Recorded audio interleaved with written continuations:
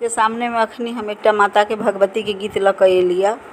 आशा करै छी नीक लागत अहाँ सब लाइक करब, सब्सक्राइब करब, तो सखी बहिन पा के साथे शेयर करब। तो सुनू।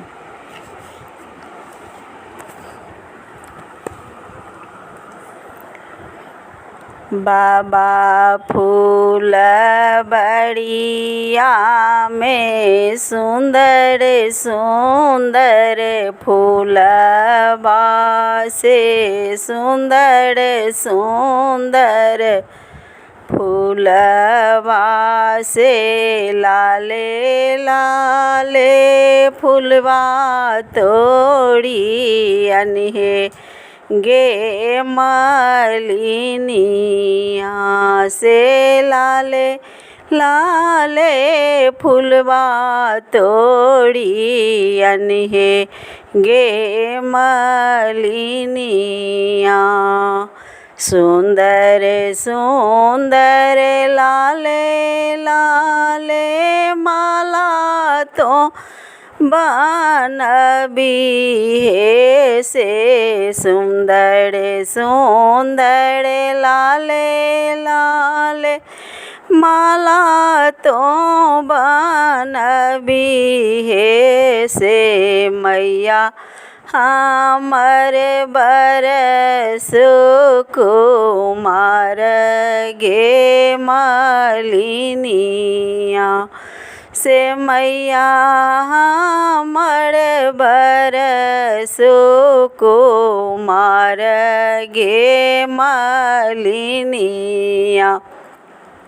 भोरे भोरे उठबऊ मालिन आंगन घर नीपब भोरे भोरे उठबऊ मालिन आंगन घर नीपब करब हम मैया के सिंगार गे मलिनिया से करब हम मैया के सिंगार गे मलिनिया।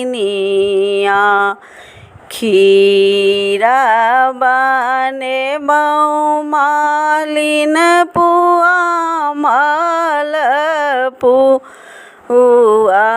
से खीरा बनेबऊ मालिन पुआ मलपुआ से मैया गो पातरी हम देबऊ गे मलिनिया से मैया के भोग लगेबै गे मलिनिया। लाले लाले मैया लाए आचरी हम आनबै से लाले लाले मैया लाए आचरी हम आनबै से लाले लाले आनब पटोर गे मलिनिया से लाले लाले आनब पटोर गे मलिनिया। लाले लाले हम गोसाउन घर लिखब लाले लाले हम गोसाउन घर सजाएब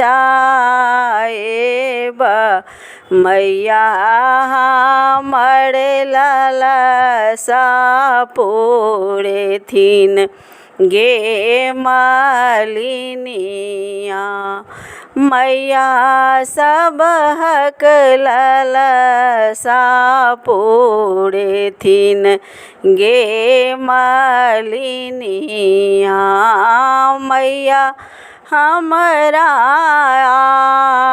आशीष देथिन गे मालिनिया। जय माता भगवती।